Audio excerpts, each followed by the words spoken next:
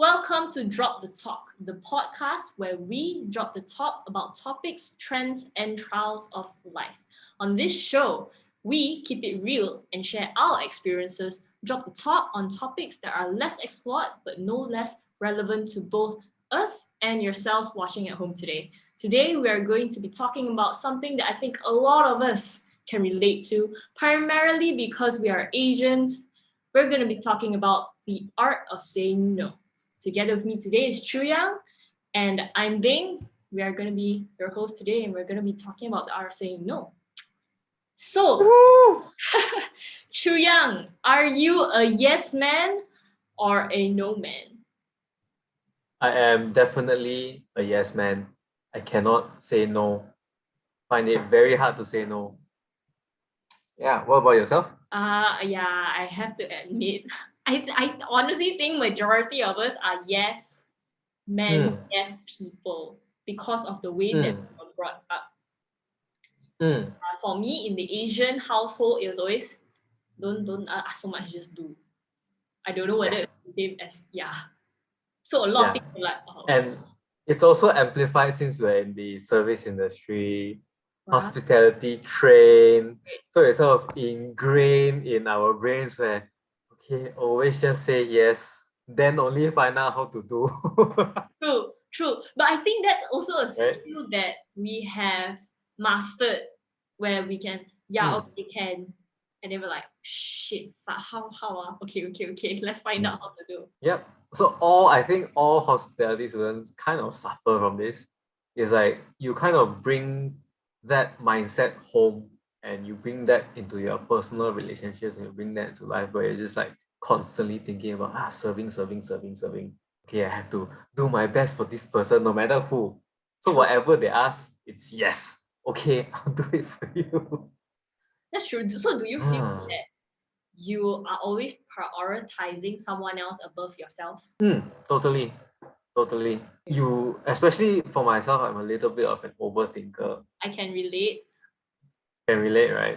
Yeah. So when people tell you, can you do this for me, please? A small favor. Can I ask this from you? And you're like, okay, yes, but how can I do the thing you want me to do, but better? But I really think talking to you after a while, like, okay lah, we've known each other, I would say 1, 2, 3 years. God Yeah, 2 years on, 2 years plus, I guess. I think you're quite used to like, do lah. You send to me You're quite okay with that one. And I'm like, okay, yeah. Okay. Chu Yang say send, I send. But the good We're used to that. Yeah, but the good thing about Chu Yang, right, is that we pull our own weights. So I think he also realized that, okay, I asked Bing to do a lot of things already. Okay, I will pick up some slack. And I think both of us have that unsaid understanding there. Where okay, I think I'm not performing that good, so I need to back up. Yeah. So basically how I think about it is like, okay, I'm kind of lazy, but I don't want Bing to feel mad that she's doing so much work. So okay lah, I offer to do a few tasks that I can settle.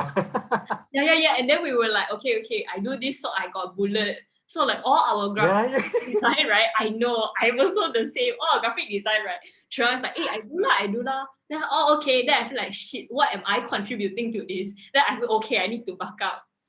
And a very good example is just now. We were like, okay, we meet at 8, and then I was like, shit, I'm gonna be late. 8:30. Then he's like, hey, I'm showering. Okay, can. Then I don't feel bad. Then we take turns feeling bad. Yeah, basically that's our conversation. Passing shit around. Healthy friendships, healthy relationships. Yeah. Personally, right now, is it difficult for you to say no? Difficult for me to say no now? I don't think so anymore. Previously I couldn't say no to everyone. So no matter if it was my staff, my teammates, my friends, anyone ask me for anything, I'll be like, yes, okay, I'm your man to do it. I can do it for you, no problem. Settle for you, very easy. But now I only have that thing with my boss and basically my managers. Yeah, it's limited scope now. When did you realize that saying yes all the time affected you? Oh, it was tiring. It was so tiring. And you end up doing shit that you're not supposed to do, Okay. Wait. especially in a workplace. Is this just in Malaysia or is it wherever you are, whoever you are with? What type of situation is this? It started from way back when, like it's been ingrained into me way back when. Then yeah, I just carried that through, and hospitality as a degree didn't help me, realize the fact that sometimes it's a bit unhealthy. So I just kept doing it until 1 or 2 years ago. I just felt so burnt out, and like, there's too much stuff, and people are still asking, not even asking, they became expectations after a while, right? After we are pushovers for a set amount of time, it becomes an expectation for you to be pushed over. It's like, Chuyang will definitely be okay one lah. Yeah. And when you say no, it's like you're the bitch. You're the asshole who said no. Correct? Totally. It's like asking for something, and then you're like, no, I'm too busy. And then, what? You're too busy to do my task? Are you kidding me? You feel guilty. You're like, as overthinkers, I think we're like, should I have said yes? I probably could have done it, but I need to set boundaries. But how? But we don't know why we feel guilty. It's not our stuff is to hold accountable to begin with. correct. Right? Yes. Yeah. For me, and I also realized actually when I started working in Malaysia. Before that, I was quite happy being a yes person because saying yes to a lot of things was an eye opener for me. It's like, hey, you want to do that? Okay, yes. Hey, you want to go there? Okay, yes. So whenever friends are there, it's like, hey, you want to do? Okay, ons. And I was so happy doing it until I came back to Malaysia. I started working and I was like, wow, I'm stretching myself too thin. And like you said, when you're always yes, partially you're always nice as well, because whatever people ask you to do, you're always going to say yes, and then they associate it somehow with being nice. And then for us, when we actually muster the courage to say no, we feel damn guilty one. We really feel like, oh shit, okay, I should have helped, I could have helped, why didn't I? Yeah. Even now, I struggle sometimes, but I am setting my boundaries because right now I am putting myself first, and I know that I need to take care of myself first in order to take care of other people. But for some people, in some situations, even for myself, I still find it satisfying to say yes to people. There's also a undertone of validation for yourself. There's also acceptance from other people. There's always that kind of intangible there. I would relate this with, there are some people in my life that I would 100% say yes to no matter what, because I know these people do not take me for granted and appreciate me. I think it becomes too much where we realize that the people that we're doing it for doesn't appreciate us and takes it for granted, like this person okay lah, she or she will always say yes. They will always be there lah. Yes, correct. But it's the ones that really appreciate you, take time to say thank you, and really value us. I think those are the people, I mean personally for me, are the people that I would definitely just say yes to whatever it is. To filter also, right? Because some people actually ask for help when it's something that they cannot do, and they don't know how to do, they don't know how to start, and you are the expert in that field. So in a way, that gives you validation. Okay, I'm good enough at my job, or good enough at this certain skill that I'm able to help others. But when it comes to very, very trivial stuff, like, hey, help me pour water, hey, help me do this, hey, help me photocopy that, hey, help me, open the door, help me feed my goldfish, that is where boundaries start to come up. It's like, hey, this is like super simple task. You shouldn't be relying on me either way. Yeah. That's very true. You should be able to judge for yourself, and when you have that gut feeling that this is not right, listen to that gut feel. Yeah, you can tell when people are just lazy or they just Correct. don't want to do it. They just pass everything to you. Yeah, like am I being taken for granted? Like are they using me? What is this about? And don't be afraid to say no. Have you learned how to say no? Yes. Yes. I started already to say no to people. I tell them, I don't think this is what I should be doing. Mhm. And basically, I let them carry on with the task, but I give them a walkthrough of how I would do it. Okay. Yeah. So instead of just saying no, okay, bye, see you later, Yeah. we kind of have a moment where we sit down together or have 5 minutes to talk. Where, okay, I'm not doing it for you, but I can walk you through how to do it. This is what I would have done. Step 1, step 2, step 3, walk them through. Then basically let them go about it, and maybe after 2 days, 3 days, ask them how's the progress, how's everything going with my method. Is it working for you? Is it not working for you? Then we refine from there. Okay, so you're coming from a managerial level, correct? I would say you're coming from a managerial level based on how you're explaining things. Leadership position, I wouldn't say manager level. Okay, from a leadership position. I felt when I was doing or I was studying hospitality and I had my hospitality internships, I didn't feel burdened to say yes because it was my job too and I was getting paid to say yes. So it was oh, okay, yeah, you're helping that customer, you should help that customer. But then when I came back to Malaysia, I didn't do hospitality jobs. So it's very weird for me. And I'm pretty sure all of you know in the office there's always or in every job there's always that person that try to tai chi whatever he or she can tai chi. So I had to actually learn it the difficult way of tai chiing back, which personally I hate. Cause to me, if you want to help, then you help. You don't expect anything in return. But it is because of all these people around that I had to learn how to put my guard up, which I didn't like. It's like, for example, in Malaysia, how you see a car on the side of the street broke down. You would think twice. Should I help? Should I not? Because you never know when it's going to be a scam. And I think that's quite sad. I don't know whether it happens anywhere else in in other than Malaysia, but it's quite sad lah to hear like, oh, okay, people who really need help cannot get the help because of all these other people that are scamming everyone else. Yeah. It is very sad, and I think it just happens all across the world, not only in Malaysia. It's a human thing lah, and it's one of the easiest scams. Or you just trick kind-hearted people; they're already vulnerable.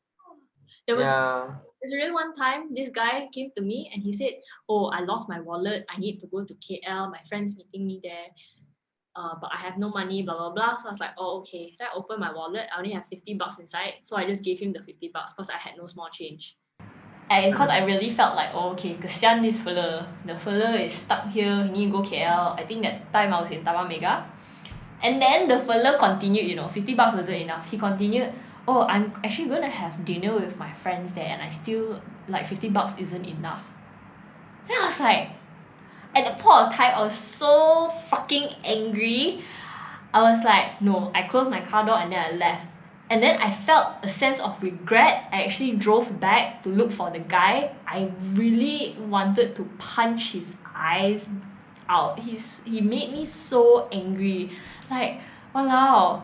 And he's like twice my age. He's like this uncle, I'm very sure. And he's, oi, 小妹妹, okay? This 小妹妹driving Viva, you want to con ah?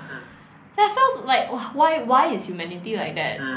I just got so angry and frustrated and like, oh, why are human beings like that?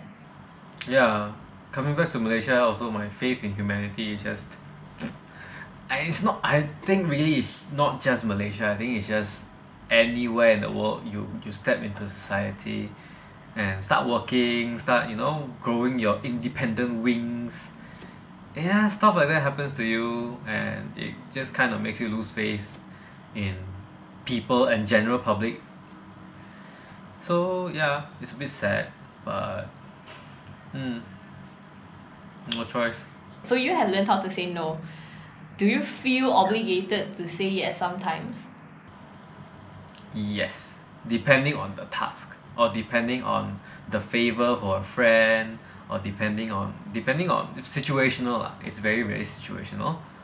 I say yes when I know they can't do it, or I say yes when they are just looking for advice, not pushing the entire freaking job to you.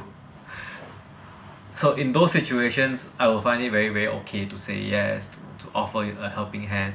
And of course, if I'm friends with this person, if I know this person well enough that they are not doing it just to take advantage of me, then of course I will always say yes. So is it different personally versus professionally in a working environment for you? Oh, very different. Very different. Because you know me as a friend, and then we've started working together on this little project, this little side hustle that we have, the podcast. I know you professionally first, what? No meh? Friend first ah? Yeah, frankly, it's professionally first, but then after that, I didn't deal directly with you. True. Yeah, so it was like, okay, friend, or similar age, okay, friend. Then, yeah, if you are my friend and you ask me for stuff and I think it's ridiculous, I would just say, F off. Like, do yourself ah. Why you need me for this? You will be super blunt and straight to the point. Like, you can do it yourself. I know how good or how bad you are. Even then, you can do it yourself. But professional environment, as with any professional environment in Malaysia, you have to sugarcoat. And no, I think you can do it. Yeah, I hate that. I'm like, can't people just be upfront and like not be so sensitive to everything around them? It's so annoying. Yeah, it's always the case. It's always the case where you say no, you reject, and then they like, shit, I will never hang out with this person anymore. I'll start office politics with this person. I'll do this, do that behind their back. I cannot take that. I also fucking hate it. It's so dumb. It's so dumb. Yep. And it's all those professional emails that you have to write sometimes. It's, hey, hope you're having a great day. Just a reminder, this has to be done by. It's like, hey, fucking do your job lah. Basically saying Faster. that, yeah, faster. I Yeah. Man, if I ever start a company, right, and I have people under me, that is going to be my brand communication. Just upfront, just, hey, fucker, you haven't done this yet, faster. And Faster way. do so. For you, when you kept saying yes to people and kept accepting stuff, it got tiring at some point, right? And at what point did you realize that, okay, I need to stop this already, I cannot already?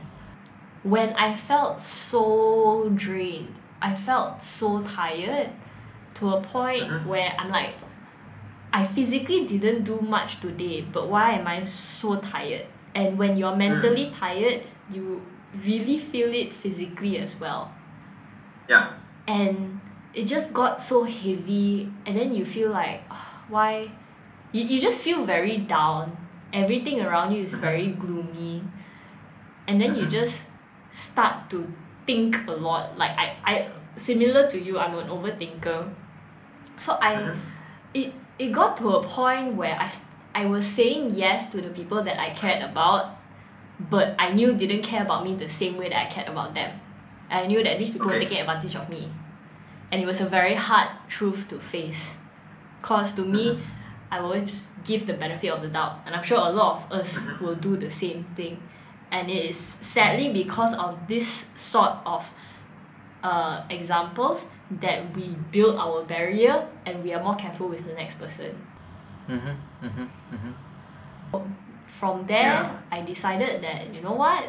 It's okay to say no. It's okay to reject. It's okay to stand firm and be like, hey, fuck off. That's enough. Yeah. You have to stop bullying me. Yeah, totally. Because end of the day, if you need to have some space for yourself. Yes. If you keep pushing yourself for other people, then and who's gonna push yourself for you, and who's gonna do the things that you want to do for you?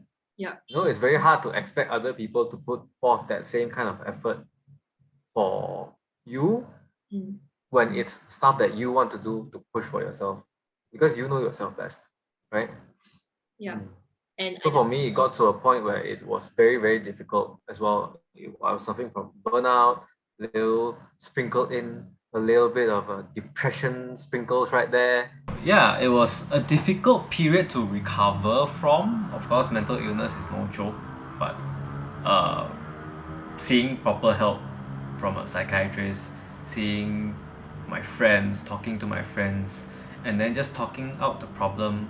From there, you gain the self-realization, the self-awareness that, hey, yeah, actually I've been doing so much stuff for other people. I didn't leave time for myself. Even though that time is theoretically supposed to be productive time, I think a lot of us force us to be like, yeah, one day if I cannot work 8 hours and be productive for 8 hours, then what sort of human being am I? Am I just not fit for the world? And we start overthinking and panicking and stuff.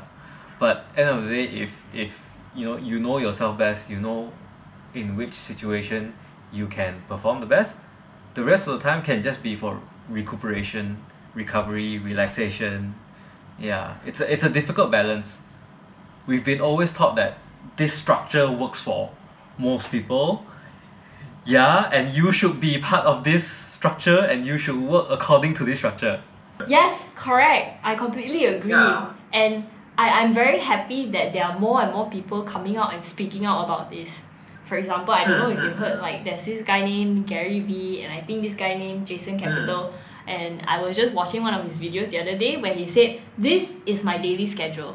But what applies to me, what works for me, doesn't necessarily work for you. Doesn't apply to you. Correct. And Right. everyone has to stop having this mindset like, oh yeah, I have to be like that, so I have to follow everything this person does. You have to find your own groove, your own way of doing things. Own rhythm, totally your own rhythm, and which is why I think a lot of a lot of the self-help mentors and all those public speakers are just kind of full of waste, full of bullcrap, because it doesn't apply to everyone.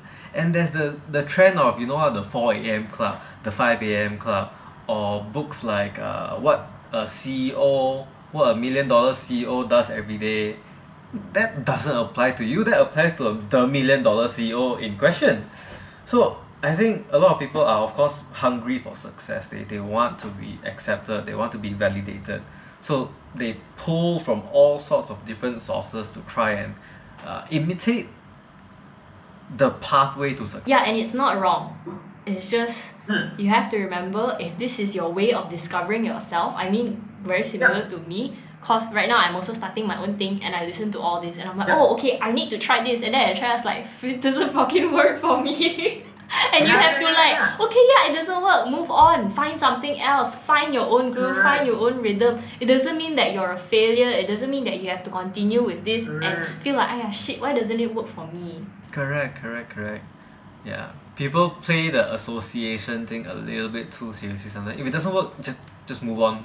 Find your own way to do things, and yeah, like you said, find your own rhythm, find your own groove, and move on from there. There's no wrong in failing. Remember, the only person you're trying to be better is your previous self. It's not for anyone else. So it's very important to literally not give a fuck about what everyone else thinks about yourself. Cause I think, like, in this day and age with social media, we have put such enormous pressure on ourselves to be the type of person that we think people think of us, instead of just being ourselves. That persona, that Right. character there. Yes. Yeah, infinitely important to have. I think it's so important to have self-awareness now. Back to the same thing where we were talking about saying yes, saying no. End of the day, it's self-awareness. And when you have self-awareness, you can easily judge the situation critically. You can see things from a few different perspectives and be able to tell whether or not you should say yes to this or say no to this.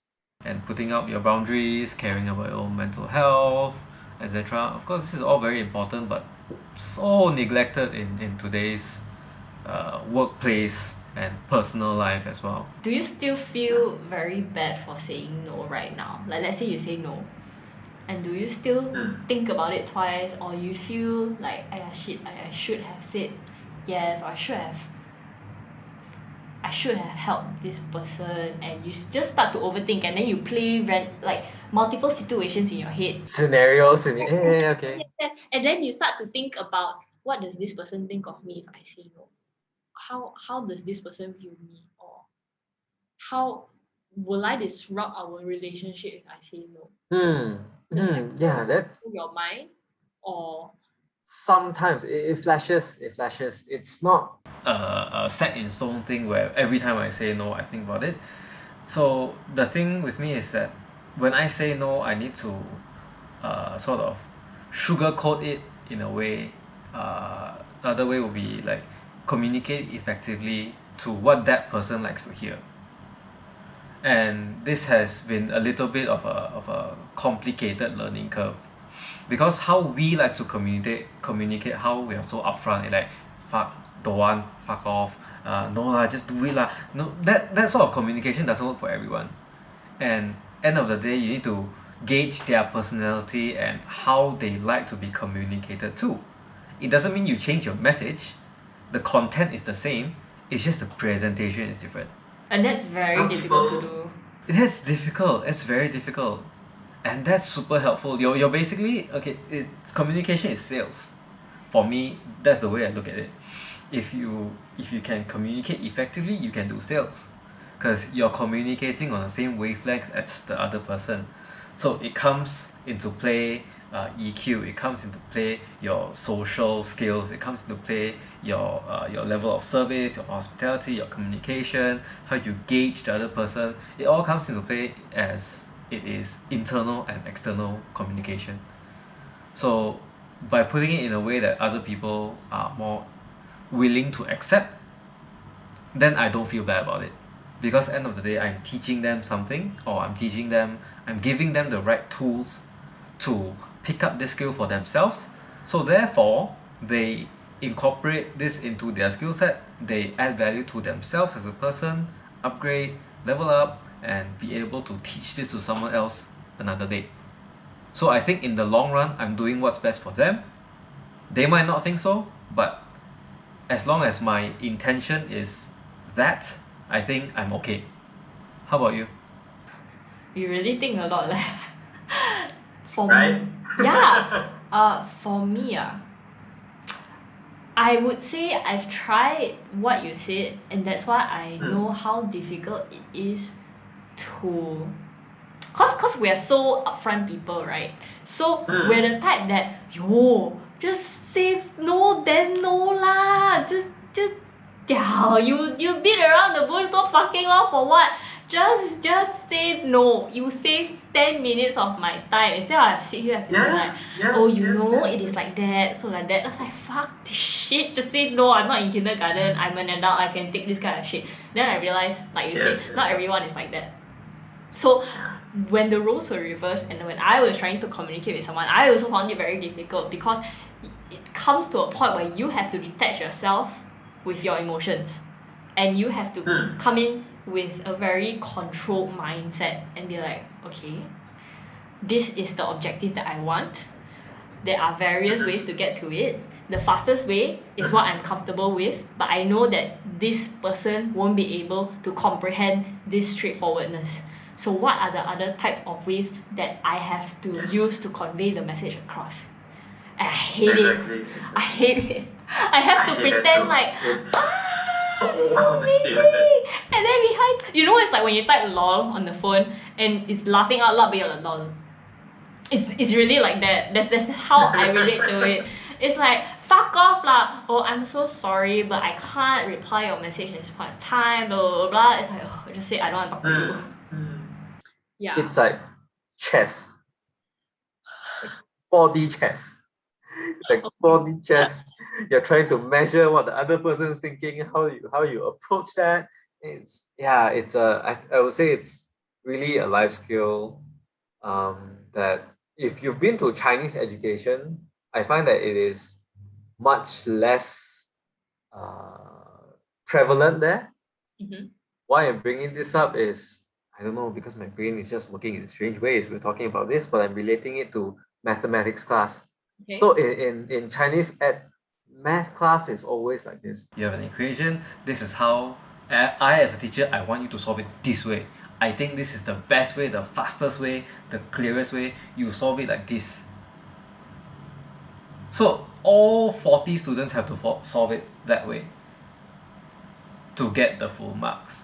If you don't, if you have your own way, you have your shortcut, you know, you can use this other principle, you can apply this other thing, minus, it's like, what is this? This is wrong. But then this is the same answer as this. So why is it wrong? It's just a different method. So to reach the same conclusion, right? No, don't want, I want my way. My way is the better way. It's more clean. It's the way I like to have it seen. The way I like to mark.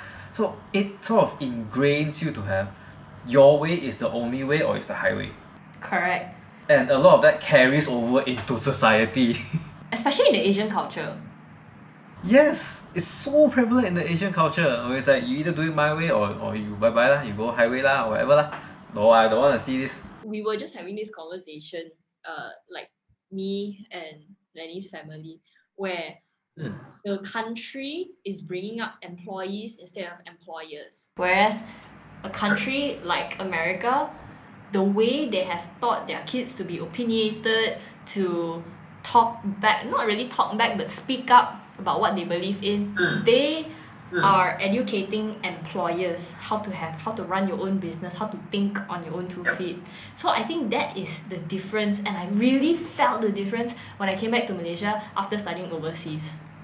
Because overseas, my lecturer would say, as long as you can justify why the sky is black, you will get the marks. I don't care. As long as you have the evidence to justify it, you get your marks lah. It doesn't have to be the same answer as me. And I was like, oh my god, this is damn amazing. This is fucking amazing. But in Malaysia, there's no. The sky is blue because it is blue. You have to use this way to prove that it is blue, okay? No matter what, it's blue. Yeah, standard answer, copy paste, regurgitate, and you'll get full marks. So it just ingrains that mindset in. And I think there needs a balance to be struck. I don't think the American way is 100% the right way, or nor do I think our way is the wrong way. I just think there needs to be a balance, and there's always situations where you will value one over the other. I think when you talk about balance, it's the same with everything in life. You cannot exercise too much. You cannot live life in luxury too much. You cannot work too much. You cannot sleep too late too much. There's everything in moderation. Cannot eat too many eggs. Cannot eat too little eggs. Cannot eat just the good cholesterol. Don't eat the bad cholesterol. Yep. Everything in moderation. Everything has a balance point. And it's a matter for you and your perception and your point of view to find your balance point. And this point is not other people's balance point. They have to gauge it themselves. I think a lot of things in life are so subjective. Super subjective. And we've been brought up that everything is objective. That's the main pet peeve that I have with Chinese education. Well, Chinese education, I say, really brought up a lot of hard workers. I see a lot of my friends who went to Chinese school, wow, they're like super hardworking until now. And I'm like, and super smart. Yeah, but it's not really the street smart type, it's the book smart type. There's no right or wrong, it's just how it is. They're intelligent. They are legitimately high IQ, intelligent, knowledgeable, and it's just putting that hard knowledge, that tangible part into situations where everything is like, oh shit, you need to think on your feet. Oh shit, something, especially if you're an entrepreneur or work in a small medium enterprise, SME, small business, you are like tossed into the ocean. You need to think quick on your feet. You suddenly got fire there, you go firefight all these different places at once. So that stretches your creativity and exercises that part of your skill set. And it's those kind of people that have that ingrained foundation of knowledge, of deep book smart knowledge. When tossed into those situations and they adapt, they become so dangerous. They become So good. oh, peak human being. That is really like you have the best of both worlds, you know. Sometimes Yeah.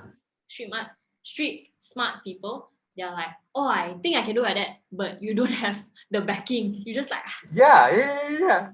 where's your base? How do you justify doing this? Where do you get the information from? You don't know. But you know, and then you spend your time looking for that law. It's totally non-binary. Everything I think is totally just non-binary. From when you say yes and no and whatever, it's totally just non-binary. It's up to your own judgment. A bit of counterpoint. Have you watched this movie called Yes Man? Nope. Okay, so basically, just a synopsis of this movie lah. This movie is a person named Carl Allen, who is played by Jim Carrey. Is stuck in like a very boring life, and he has a lot of negative habits lah. Then he goes to a self-help seminar. He learns the power of yes.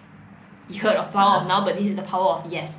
So he lives the life of saying yes to everything, and he has to say yes to everything. And he feels like, wow, I'm open to this whole new world of experiences where it's so positive. Yes, it's so good.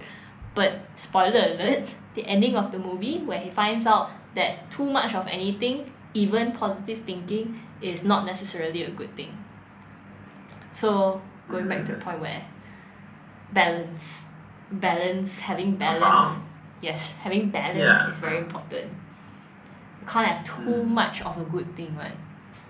Yeah, you can't always say yes or you can't always say no, because both extremes are. For me, I never want to go in any extreme because it just doesn't seem like it will end well. I experienced that extreme before. I wouldn't say in the yes or no situation, but I gave too much shit to this, where I realized that the only way to survive is not give a shit. And I completely not give a shit, and I went to the other extreme, where I also felt like, wow, this is damn bad for me. So I had to find the balance in between giving too much of a shit, and giving no shit at all. Half a shit. Yeah. So I have to like, okay, find the balance in it. Give half a shit, half the time. For you guys watching at home, if you have any comments about whatever we just said in between the podcast, you have anything to share, please leave a comment below. Whatever you think, whether you think, wow, what you're saying is bullshit, or you all agree with us, do you not? Do you have a different take on what we're talking about? Please leave in the comments below, because right now we'll be moving on to our next segment, and for this I'll be passing it to Chuyang. This segment is called Drop the Talk or Keep It Moving, the segment where Bing gets to choose whether or not we talk about a topic by saying drop the talk, in which we will discuss the topic, or keep it moving, which we will move on to the next topic. Bing, are you ready for Drop the Talk? I'm ready. Stretch your brains. Let's go. Okay, first topic of the day. A statue of Trump as Buddha is being sold on Chinese website Taobao. I don't know whether to laugh. I'm so sorry. Huh? Trump as Buddha? Yes, so legitimately it's just a Buddha statue, but with Trump as the face. That's so... Drop the talk. How? Oh my god, poor Buddha. Would you buy this for $153 US? No! It's so degrading to Buddha. It's limited run. Only 100 pieces will be produced. I'll probably buy and destroy it lah. Really, it's ruining like the Buddha name eh. How? Who created this?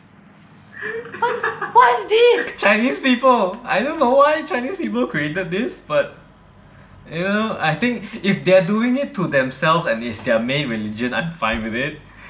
I can see shit going everywhere if it was like, for example, another country that did this, that another country that is not primarily Buddhist doing this to them, wow, shit will totally blow up. But since they're doing it themselves, I think it's fun, it's funny. I'm Buddhist, but I'm not offended. $153, I wouldn't pay for it, but it's limited run. I'm pretty sure Buddha is like ha ha ha, cause Buddha is like oh holy, very old, very zen. But I'm like, hey, I got your back. What nonsense is this? It's stupid but very funny at the same time. Apparently dozens have already been sold and it's on Taobao. Okay, moving on. Moving on. Okay, a Malaysian actor's daughter is berated on social media over an Instagram post. Drop the talk or keep it moving. I think I saw a headline on this. Okay, so let me fill you in. The actor's name is called Azhar Sulaiman. Okay. And the daughter basically posted a IG photo with her in a jacket and a sports bra. I think it was something like just a tight fitting top.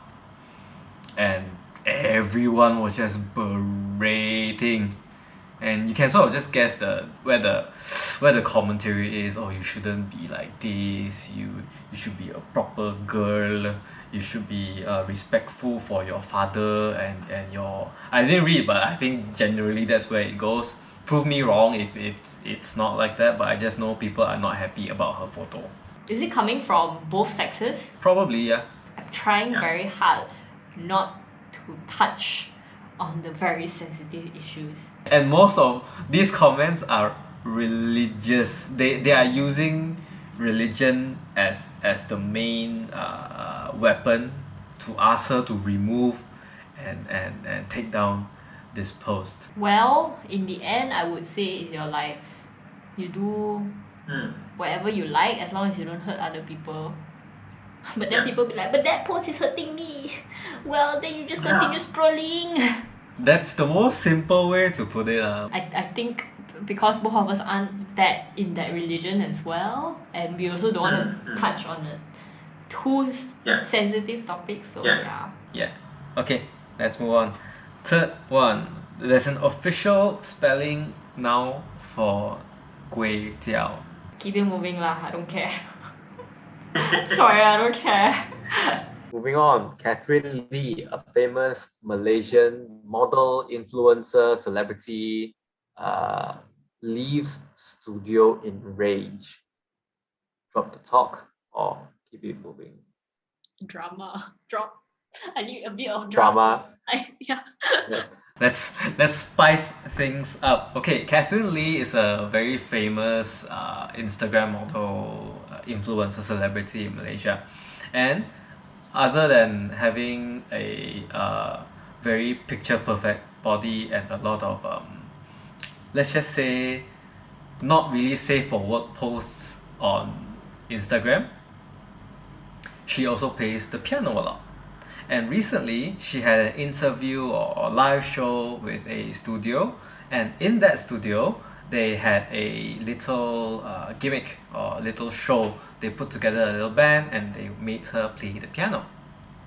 So this thing was going on live, and she didn't seem comfortable playing piano on the live stage, where I don't think this was the normal or typical music that she practices or plays. So she kind of just had to play by ear, see what the band was playing, and play the piano along with everything.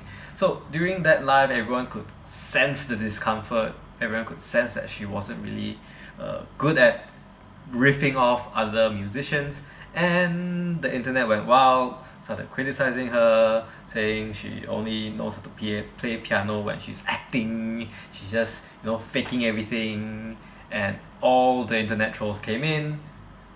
She saw the comments, and on live show itself, she sort of lost her shit, got up and left the studio. What do you think? I think coming from the online world, I mean, I'm somewhat pretty public as well. I think receiving bad comments really can take a toll on an individual. And, and you can really spiral from getting, I would guess, a lot of negative comments lah. But on the other hand, what I tell myself is you are putting yourself out there. You are allowing people to judge. So you have to be the one to be like, fuck it lah, I don't care. Fuck it lah. I'm the one who consented to this, and however people choose to react, why should I care? It's a very difficult stand to take, I can tell you now, because we are discussing about someone else. But when I'm in this situation, probably I'll be like, wow, it's very difficult to look at it and be like, I don't give a fuck. Very, very difficult. And I'm pretty sure you can relate as well when you first started YouTube as well. Yeah, definitely. I'm not someone that I'm not someone that people can easily relate with. So yeah, I tend to receive a lot of negative comments and stuff like that as well. But over time, you just learn to filter. At the end of the day, you're just doing it just because you like it. You're not doing it for the the sense of validation from this random name online telling you that you suck or you're good, you know? Of course, depending if whether this is your main revenue stream lah. If it is, then sorry, but you have to care about what people think about you. If it's not, then you can be like, fuck it, yeah, I'm the best. If it is, then you have to be like, oh, why you don't like me? Oh, why you don't like me? Oh, why you don't like me? Let me make you like me. I actually have a hot take on this. Judging from the amount of followers that she have and that she's been in this online personality or celebrity game for so long, I think she's gaming the system. I think she purposely put on a little bit of drama so that people bite onto this bait and start putting news out there. Because of course, if you put news out there, you're gonna say it's Catherine Lee. True. So we'll only have time to tell whether or not she gained followers from this, because this is not her first internet scandal or her first drama. She was also the one that commented something M-size females in Malaysia are fat or obese or something like that. Okay, yeah. She was the same girl. She was the same girl that did that. And then she came out with an apology statement. That's not what I meant. I think she's gaming the system, but we'll just have to see. At the same time, I empathize with her. Yeah, playing something online takes so much courage. Playing piano online, of all things, it really takes courage. And to be good at it, and to be able to riff off of musicians around you. I'm not a musician myself. I don't know any instruments. So that is just like, wow, mind blowing to me. She could keep up halfway. And to me that was like really good. Yeah. But it's so sad to accept the fact that people like scandal lah. And have to paint an interesting picture to the outside world in order to gain followers, in order to gain likes, to be like, wow, I damn cool. Wow, this is my life. Poppin' champagne, yo. Moving on, we have AirAsia and their super app that lets you chat with passengers in the plane. Is it like a dating app? No, it's just an app that lets you message other people that's on the same plane as you. I don't really know how our Malaysia Wi-Fi doesn't really work on ground, much less in the air. But would you text the person next to you on the plane going to somewhere on AirAsia? Maybe if I'm very free lah. I actually quite like being on my own when I travel. Especially when I travel on my own. It's like, oh, okay, I get to watch movie. Oh, okay, I'm in my own bubble. You get to eat airplane food. Yeah. Keep it moving. Last but not least, we have the biggest Starbucks reserve in Malaysia is now open in Tropicana Gardens. Drop the top or keep it moving. Drop lah. Tropic Gardens Starbucks reserve that opened in Malaysia. Oh, I should go check it out. Is it near where you stay? 15-20 minutes drive. Starbucks Reserve. Do you know what Starbucks Reserve is? A more atas Starbucks, as if Starbucks not atas enough. Correct. It is overpriced coffee, but even more overpriced now. And yeah, you're paying for a artisanal coffee experience that's on a commercial scale like we've never seen before. And their interior design is Yeah. Okay, I'll go check it out. Coming from what? Coming from a coffee background, is Starbucks coffee really that great? Starbucks coffee is not great. I don't think. On a quality level, with how third wave coffee is pushing in terms of popularity, Starbucks coffee is caffeine, right? Okay, so the main difference is that Starbucks serves caffeine, specialty cafes serve flavors or origins. Starbucks really does one thing very well, and that is packaging their products. It is creating that very nice environment, and you can see Starbucks Reserve is super cool. Starbucks Reserve is super cool, super nice. Everything is like wow, very it's like a 5-star hotel for cafes. And you have everyone all dressed up in the little Jason Mraz hat with the vest and everything. It's like, I'm cool or not. Oh, I got Starbucks. Oh. But I want to target that market lah. I want to target that market cause they spend yo. But actually their matcha latte, what was it Frap. Their matcha frap quite nice. Yeah, that's actually quite nice. I go for their iced lemon tea, or their lemon shaken iced tea. I'm sorry, Starbucks. Lemon shaken iced tea. Alright, so that's all the time we have for today. Yeah. Thank you so much guys for tuning in. And yeah, so from live, we have now done pre-recorded, so you can listen on your way to work, whatever it is. Yeah, I think the reason why we chose to do this instead of live is because we don't like our live audience that much.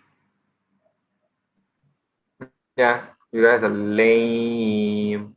No lah. As you can tell, we're clearly joking. Yeah,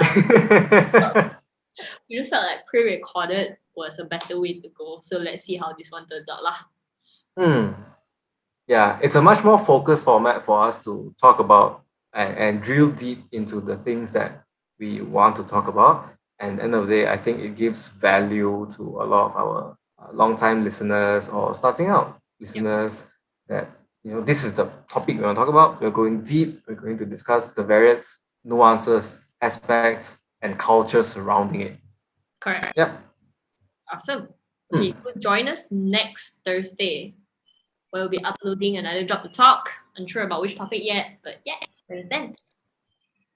Until then. So if you guys have any feedback, let us know. I am the secretary of this show. I have all my notepads.